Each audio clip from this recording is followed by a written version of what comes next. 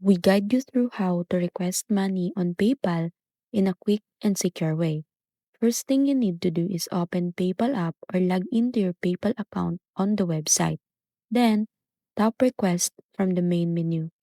Enter the email address, phone number, or PayPal username of the person you are requesting money from. Then, type in the amount you want to receive.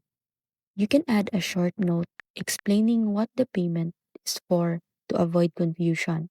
Next, review the details and tap Request Now to set it.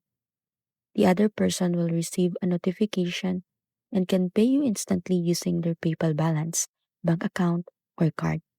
Once the payment is completed, the money will appear in your PayPal balance and you'll be notified right away.